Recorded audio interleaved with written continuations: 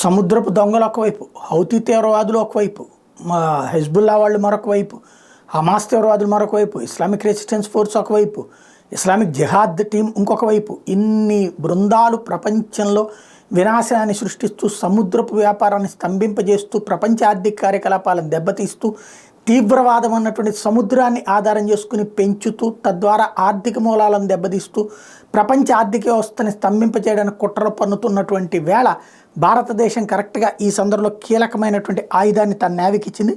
The Indian navy is proactively deploying its fleet to combat pirates in the Arabian Sea.